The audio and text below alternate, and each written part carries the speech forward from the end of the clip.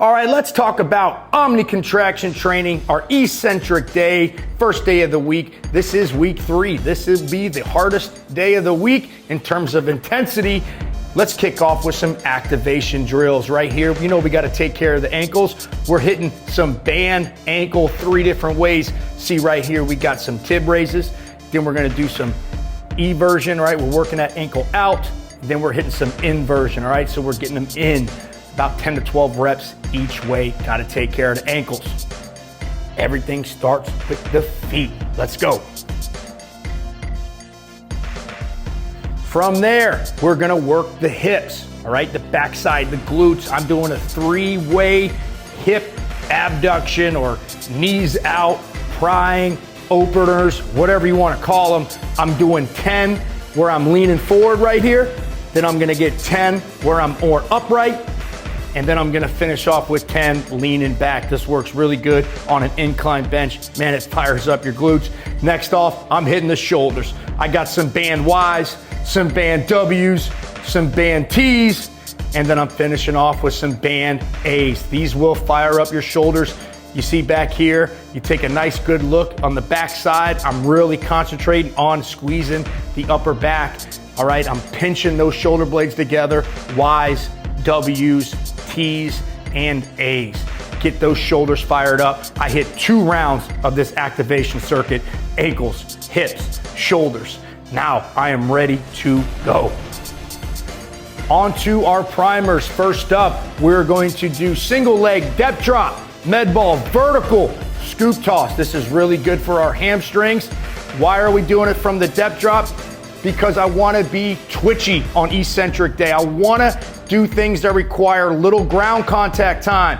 Right here, reactive plyo push-ups. I'm touching and I'm going. I'm reacting quick. I'm not spending a lot of time on the ground. When we get to the actual workout, yes, we want to slow things down. But for our primers, let's be twitchy. Let's be fast off the ground, whether it's an upper body plyo or a lower body explosive. Right here, these plyo push-ups. I'm touching and I'm going. I'm quick.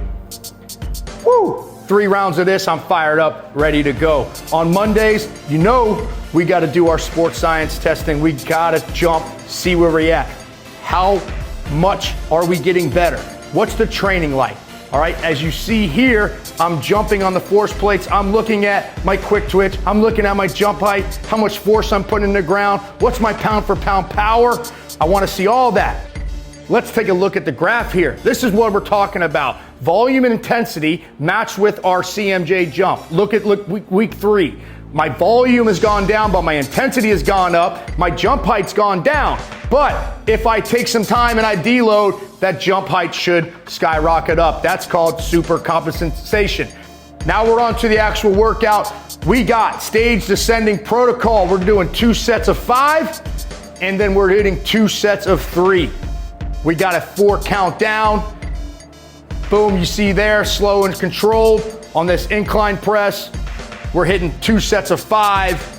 And then we're bumping up in weight and we're hitting 2 sets of 3. Really good control on that incline press. We're pairing this with single leg RDL. See here, I'm kind of getting in that band resistance or that cable resistance. I'm putting it high on that hip. I'm up off the ground slightly so I can get a slight deficit with these RDLs. That's gonna allow for more range of motion. The kettlebell gives me that resistance from a vertical standpoint. The band or the cable gives me some resistance from a horizontal standpoint. All right, now I'm into my heavier sets. Why go 5-5-3-3? Because the 2 sets of 5, I am going to get used to that weight.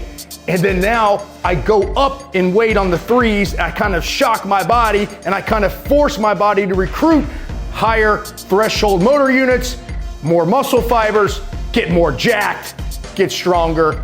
This is advanced training. This is what we're talking about on advanced training protocols right here in the 8th Street Gym, baby. We don't just do sets of 5 here, all right? We kick it up a notch and we are advanced. Real good look here at the single leg deficit RDLs, slow and controlled. I'm trying to cut my body in half. I like to kick that leg back first. If you guys struggle with single leg RDLs, think about kicking the leg back first and then the chest following. Then I'm finishing up with my back end circuit. I got rack pull-ups. This is a really good alternative to pull-ups if you struggle with pull-ups, or it's just a good exercise to do if you're tired of doing pull-ups all the time. It allows you to really load here. As you see, I got about 80 pounds on my stomach, on my hips. I'm really controlled on that lowering. On the eccentric day, I'm thinking about a 4 count down, and I'm pulling in a vertical kind of plane here. There we go. Tough reps, slow and controlled. Nice, get after it.